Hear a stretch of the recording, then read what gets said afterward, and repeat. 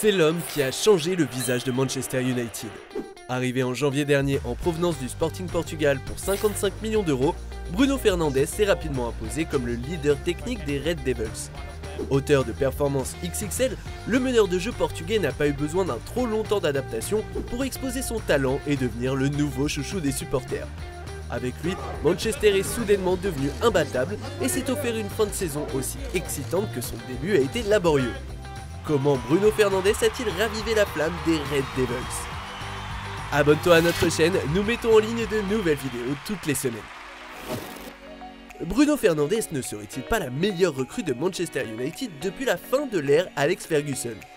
Fraîchement débarqué avec une étiquette de crack en raison de son tonitruant exercice 2018-2019, au cours duquel il est devenu le milieu de terrain le plus prolifique sur une saison en Europe, le Portugais n'en finit plus d'impressionner les amateurs du ballon rond. Faut dire que depuis qu'il est dans les rangs du coach Ole Gunnar Solskjaer, les Red Devils sont sur une série de 19 matchs sans défaite, toutes compétitions confondues. Ils ont empilé 8 victoires et 4 nuls en Première Ligue, devenant au passage la première équipe de l'histoire à remporter 4 matchs consécutifs avec 3 buts d'écart depuis le Liverpool de 1987. Après s'être qualifiés pour le dernier carré de la FA Cup, les Red Devils ont également remporté leur 8e de finale aller de Ligue Europa avec éclat. Bruno Fernandes n'y est évidemment pas pour rien. Depuis ses débuts dans le championnat anglais, aucun autre joueur n'a été impliqué dans plus de buts que ce dernier. 7 réalisations et 7 passes décisives. Mieux encore, il est devenu depuis Mickey Quinn le joueur le plus décisif de l'histoire de la Première Ligue lors de ses 10 premiers matchs.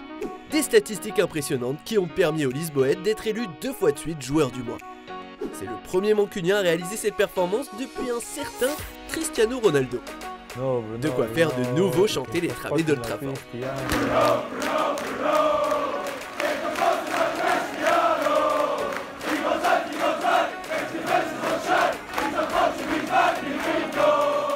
Dans une équipe où les mots offensifs étaient facilement identifiables, avec notamment un déficit de créativité dans les 30 derniers mètres, Bruno Fernandes a très vite trouvé ses marques.